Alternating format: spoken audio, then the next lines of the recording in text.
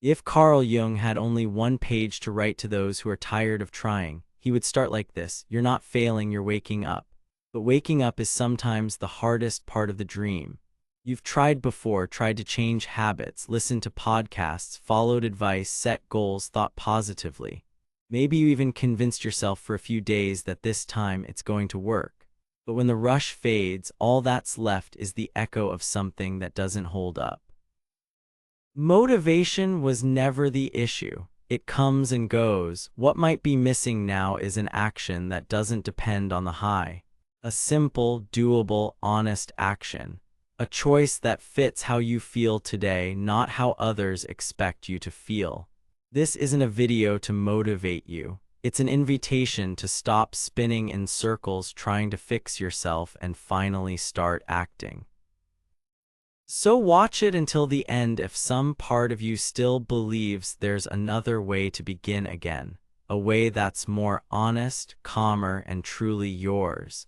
Because maybe real change begins the moment you decide to stay, even if you still don't know how to move forward. And don't forget to subscribe to the channel if you haven't yet. There's a lot more truth coming your way. Have you noticed how the idea of a fresh start has become a kind of anesthesia? I'll start on Monday next month after the holidays. When things calm down, it's always later, never now. And while that later never arrives, life keeps passing by. Not with grand tragedies, but with quiet little surrenders. You're still here, but part of you got left behind. The part that believed fiercely, felt brave, knew what it wanted. Now what's left is this strange loop. The hope for something new stuck to the fear of repeating the old. And so you repeat. You start with intention, but something sabotages it. A slump, a setback, a convincing excuse. Back to square one again and again. Each attempt leaves a small wound, almost invisible, but deep over time. It's not just frustration. It's a kind of goodbye, a silent farewell to all the versions of you that tried and got lost along the way. Carl Jung said, "Nothing changes until it becomes conscious." And that changes everything, because maybe what's holding you back isn't lack of effort, but unawareness of what's really driving your choices. It's not about willpower. It never was. It's about awareness. About the fact that maybe your life has been led by beliefs you don't even know you carry. Inherited fears, invisible rules, roles you've taken on without realizing. And now they're suffocating you without you knowing why.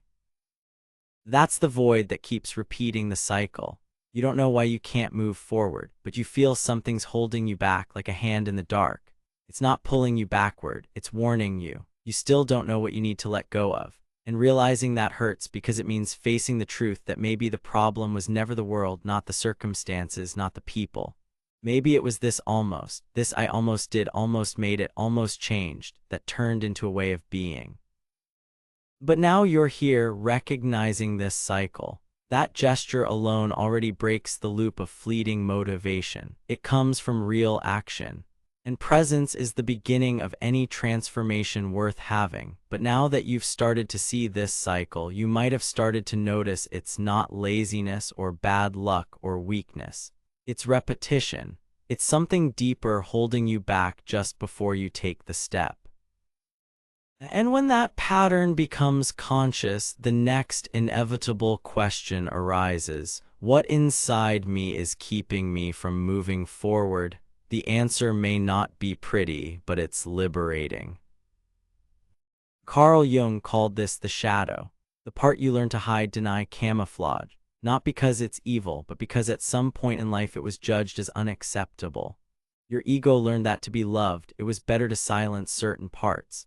The anger, the selfishness, the fear, the insecurity, but also the spontaneity, the desire, the intuition. All of that was pushed into the basement of the mind. And with every choice you made to please, to fit in, to survive, a piece of you stayed down there waiting. Not to sabotage you, but to be acknowledged. The shadow is not the evil in you, it's the forgotten part. And everything that's forgotten, sooner or later, starts screaming for recognition. It's what shows up when you sabotage yourself. When you repeat a choice you swore you wouldn't make again. When you feel anger without knowing where it comes from. When you react harshly and then feel guilty. When you stay silent to keep the peace but feel more distant from yourself. And here's the thing, as long as you don't integrate the shadow, it keeps acting on its own. You might call it self-sabotage, impulse, relapse, but deep down it's just a part of you trying to come home. Integrating the shadow doesn't mean eliminating anything. It means including. It's looking inward and saying, this is me too. With shame, with fear, with discomfort, but with honesty. There is no freedom without that encounter, because real freedom isn't being perfect, it's being whole. Still, in this video, I'll show you practical ways to do that. But for now, just know that it's not your weakness repeating the cycle. It's your fragmentation. And when you start gathering the pieces, something new begins to emerge. That's when the unconscious, which had been silently in charge, begins to be seen. And once you see it, everything begins to realign. But there's something very important I need you to understand. Even on the days when everything feels still, something inside you is moving.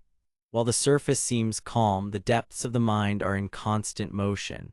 It's easy to think that if you're not trying, then nothing's happening. But the unconscious doesn't rely on your intention. It acts anyway. Jung saw this clearly. He knew that most of what drives our lives doesn't come from logic or conscious control. There are patterns repeating not because you chose them, but because there's an internal mechanism still unseen. It's not a conspiracy against you. It's an unrecognized structure that keeps running. That's not bad luck or carelessness. It's the unconscious doing what it does, keeping things as they've always been, even if it hurts you. And here's a game changer. This unconscious isn't just repeating old wounds. It's also trying to reorganize you. As confusing as it may seem, there is a direction. That direction has a name, self. Not the idea of an ideal self, but an internal reference that seeks to integrate what you show, what you hide, and what you still don't understand about yourself. This center, the self, doesn't want you to eliminate parts of yourself. It wants you to stop running from them. The anger you disguise, the fear you try to mask with productivity, the sadness you keep postponing, all of it is trying to be seen, because when it's seen, it loses the power to control you from below. That's why discomfort grows when you try to live life while ignoring what you feel. That discomfort isn't a flaw, it's a request to be heard. You don't have to fix everything now, but you do need to stop ignoring what's been calling you for a while. The stagnation you feel may simply be the noise of your inner life trying to find space. And maybe the most important step now is this, realizing it's not a lack of movement, it's movement you haven't yet learned to interpret. Change doesn't just hurt because the new is scary. It hurts because the old still offers some form of shelter. Even if that shelter is already falling apart, you're not afraid of change itself. You're afraid of what you'll have to let go of the parts of you you'll have to leave behind, of the version that, even wounded, still gives you a sense of control. There's a kind of identity that pain silently builds. You get used to it. You become the strong one who handles everything, or the one who adapts to anything, or the one who pretends everything's fine because you learned that feeling too much gets in the way. And the worst part, you start believing that's your essence, but it's not. It's just the structure you built to survive. Carl Jung talked about this when he explained the persona, the mask we all create to function in the world. It protects, it organizes, it brings form to chaos. But over time, it starts to imprison because the more you live by the persona, the more you drift from the soul, the more you disconnect from the inner truth that insists on appearing in moments of silence. But taking off the mask is scary because it's not just a disguise. It's glued to your skin, and peeling it off is like dying a little. Not in body, but in identity. Every real transformation demands that kind of mourning, not for what you lost, but for what you'll no longer be. And that's valid. It's deeply human. The resistance to change isn't weakness, it's fear of losing what's held you up until now. But there comes a time when carrying that old version becomes too heavy. It no longer fits, it no longer serves. You realize you're trying to preserve something that was once necessary but now keeps you from breathing. That fear that's holding you back doesn't need to be conquered, it needs to be embraced. What paralyzes you isn't change, It's the emotional unpreparedness for the void it leaves before something new is born. And that's exactly where many people give up. Not because they don't want to change, but because no one told them that changing is also a grieving process. And every grief demands time, listening, and compassion. You're not failing because you're afraid. You're simply facing the most sacred part of the journey, saying goodbye to what once saved you but now won't let you move on. You don't need another podcast or another video with powerful quotes or a new course, a new method, a new planner. What your soul is asking for now isn't more knowledge, it's silence. But silence is scary because in silence there's no distraction, no ready-made explanation, no dopamine. There's only you and everything you've been avoiding feeling. The world taught you to search outside for everything that can only be born inside. It gave you techniques, formulas, gurus, speeches, and they all made some sense for a while. But there came a time when even armed with all those tools, you started to feel emptier than before. That's where many people get lost because it feels contradictory. The more you try to understand yourself, the more confused you feel. And it's not for lack of effort. It's because you're trying to hear your soul in the middle of an avalanche of outside voices. Carl Jung warned us, who looks outside dreams, who looks inside awaken, but looking inside demands something the modern world rarely allows. Pause, not the performative pause of social media with a coffee photo and a caption about self-care, but the raw pause without distractions, the one that forces you to face the echo of questions you never had the courage to ask. Am I living my way or the way people expect me to? Is what consumes me really mine, or is it what I was taught to desire? If everything went quiet right now, what would be left of me? That's why so many people run from the void, because in the void lives the truth. And truth, when it shows up, doesn't ask for performance, it asks for presence. You're not saturated because you lack content. You're saturated because you've absorbed so much for so long that now you need to detox from the excess of references, from comparisons, from the fear of falling behind. The soul screams for silence when the mind's noise starts to drown out inner listening. Stopping is risky because stopping is when everything you've been suppressing begins to surface. But it's also right there that something new can finally begin to speak. Not in a rush, not with ready-made answers, but with the calm of someone who, for the first time in a long while, is truly present within themselves. You're not broken, you're just full of attempts, of self-pressure, of expectations that were never yours but that you carried as if they were. You're not failing because you're tired. You're tired because you've spent too long trying not to fail. There's a difference between being destroyed and being saturated. Someone who's destroyed has lost everything, but someone who's saturated still carries everything, and that's heavy.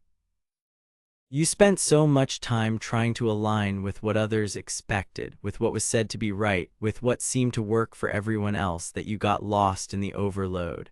Now the body can't take it, the mind won't respond. The heart doesn't feel. That's not your flaw. It's a nervous system crying for help. It's your soul saying, I can't keep being forced to function like a machine.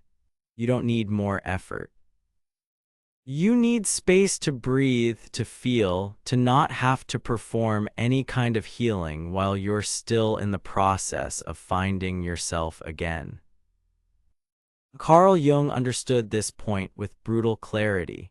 He knew the psyche doesn't suffer only from intense pain, but from too much suppression, from everything you feel but don't say, from how much you demand of yourself without offering yourself any compassion, from the energy you waste trying to seem okay when all you really need is time to simply exist without pressure.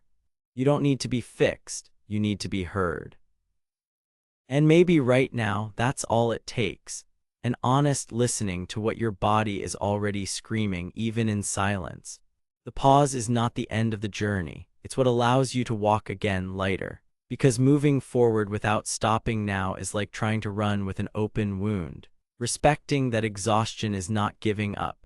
It's finally understanding that sometimes the only way to move forward is to stop forcing yourself to stay the same.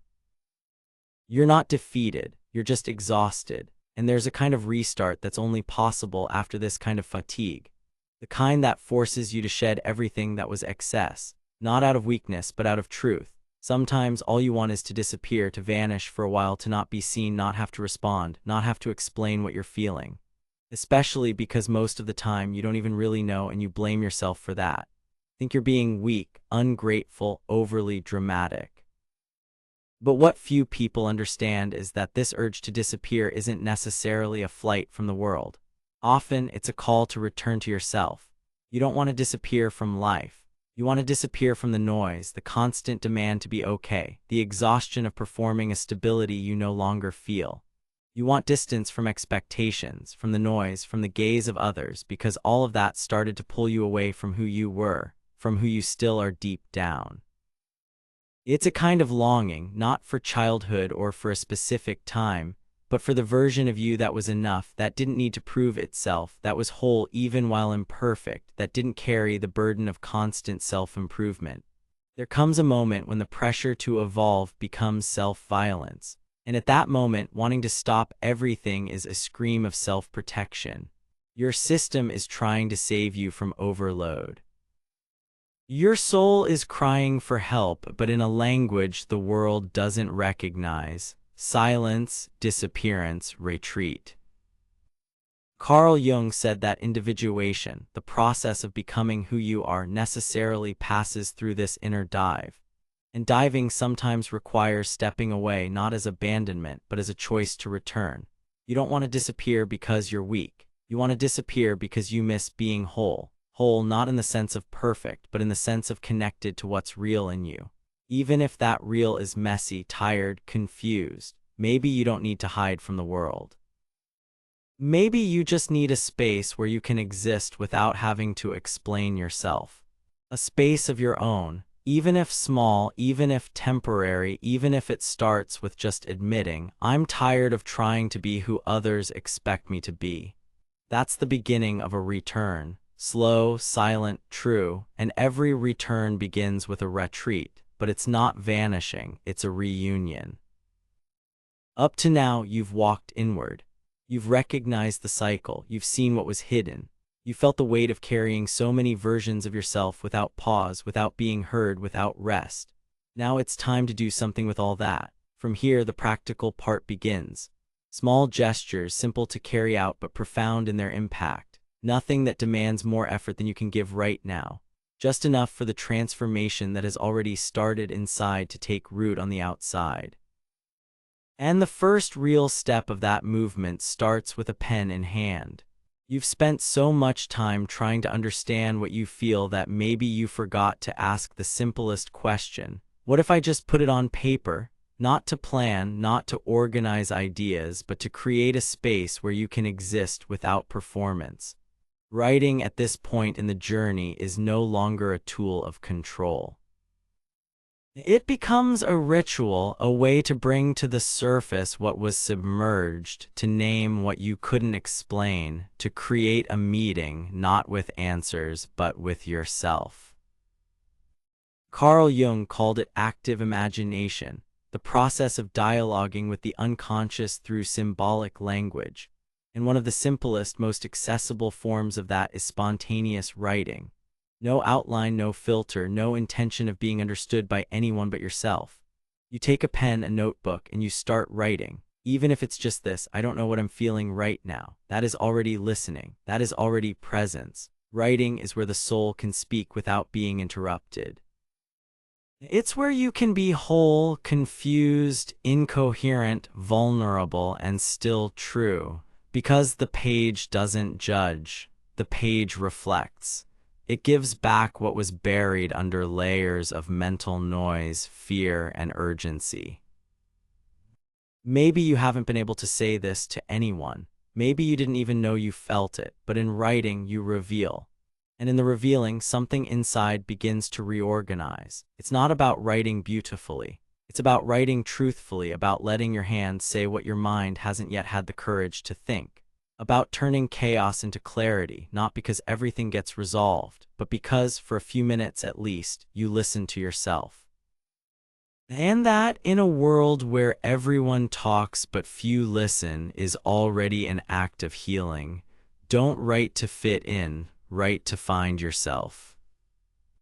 After so long trying to adjust to what was expected of you, maybe it's time to create a space where there's no pressure, no comparison, no need to make sense of everything. Writing can be that space, a corner of your own where truth is allowed to show up, however it is, without emotional makeup, without forced coherence. You don't need to write beautifully or correctly or with a beginning, middle, and end. You just need to begin. Maybe today the only thing you can write is, "I don't know what I'm feeling anymore." And that's okay. That sentence is already a more honest beginning than any polished speech about overcoming. Writing has a purpose few people understand. It's not just for expressing yourself, but for listening. Because when you write without filter, without control, without editing your own thoughts, something begins to emerge. Something that's been silent, suffocated, waiting for a chance to be seen. Don't try to make sense. Don't try to write what you think you should feel. Write what's there now, even if it's messy, angry, hopeless, because the page doesn't expect coherence. It just gives back what you offer. And in doing so, it reveals. Jung said that what is not brought to consciousness returns as fate. When you write, you create a direct portal between the unconscious and emotional clarity. Not to control the pain, but to touch it with honesty, which is in itself an act of care. This daily practice of putting on paper what lives inside you is a way to stay connected to what really matters. Not goals, not strategies, but fragments of presence. And maybe you'll discover that behind the pain, the fear, the confusion, there's still a voice that believes. It might be quiet, but it's there. And writing is the most direct way to let it speak. You don't have to start big, you just have to start. After so much noise, pressure, and expectation, what can make the difference isn't some massive turning point. It's a small, intimate, consistent gesture. Something that doesn't require strength or heroic courage, just presence. You don't need a perfect routine. You need a space of your own. Even if it's only 3 minutes a day, 3 lines written with honesty. 3 lines that say what's here now, without a filter, without a plan, without the burden of being productive. Writing 3 lines a day might seem like nothing, but in that little, there's a whole universe. Because those lines aren't just words, they're anchors, daily reminders that you're here, that you matter, that there's a place where your truth can breathe. Don't underestimate the power of silent repetition. Don't overlook the impact of a gesture made with intention. Real transformation almost never begins with a bang. It begins in the everyday, in the simple ritual you keep. Even when you're tired, even when you think it's not working, even when everything feels the same. And then one day something shifts. You realize you're more present, that you feel more clearly, that you don't abandon yourself as easily. Not because life became perfect, but because you created a fixed point within the chaos. A place you can always return to when the world feels like too much. This is the beginning, small but real. And everything that's real grows in its own way, in its own time, with its own flaws and comebacks. But it grows because it was planted with truth. Now I want you to think as if Carl Jung were writing to you a letter based on everything he taught. You are not failing, you are awakening. If you've made it this far, it's because there is still a part of you that hasn't given up. Even if it's small, even if it's exhausted, even if it's almost silent, that part is real. And it's with that part that I want to speak now. You are not lost. You're at a point on the path where the external lights no longer serve as your guide. But this is not the end. It's the beginning of deeper listening. The world taught you to seek meaning outside, but there comes a time, and maybe this is that time, when your soul begins to ask for the opposite. Less answers, more silence, less content, more presence, less control, more surrender. The unconscious mind is not the villain of your story. It is the field where both your feelings, fears, and your strengths are hidden.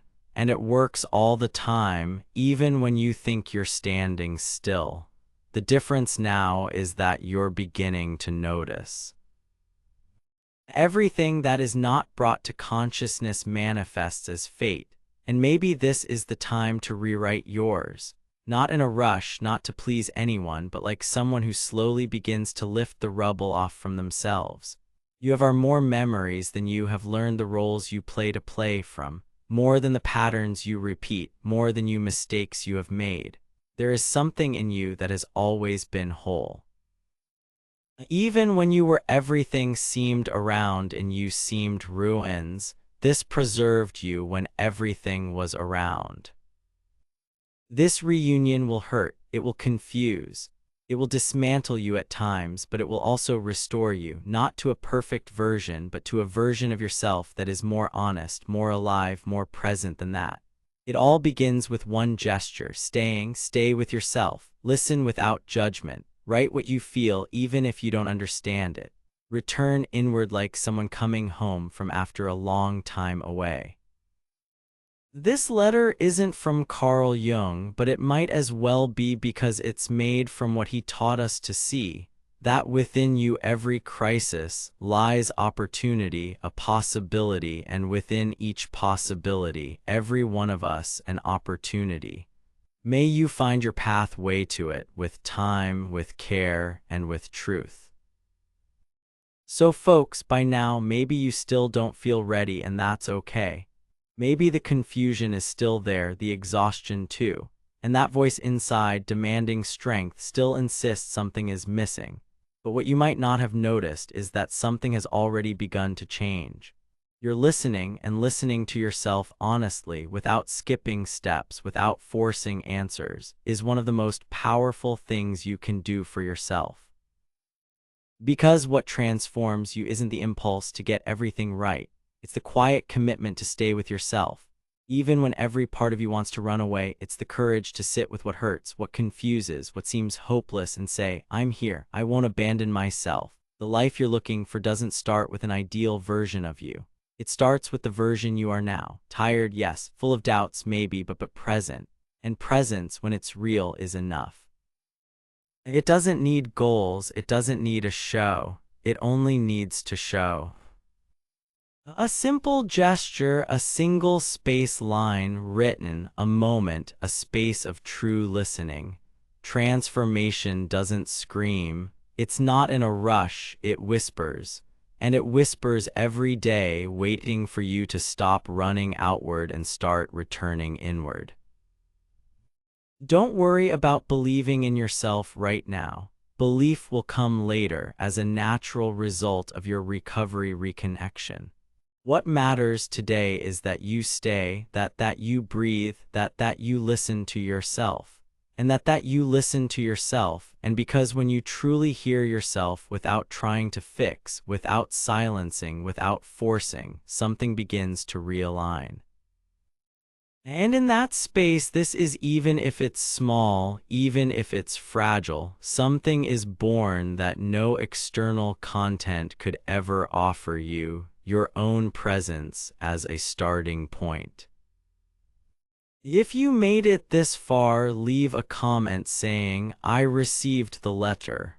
That way, I'll know this message found a place inside you and that you've chosen to keep going. And if this content truly moved you and you feel it could reach others who also need to hear this, you can directly support this video channel through the thanks button below. That financial support makes a real difference. It allows messages like this to continue being created with the care, depth, and truth you just experienced, and to reach even further to those who might be exactly where you once were. Thank you for not abandoning yourself. I'll see you in the next video.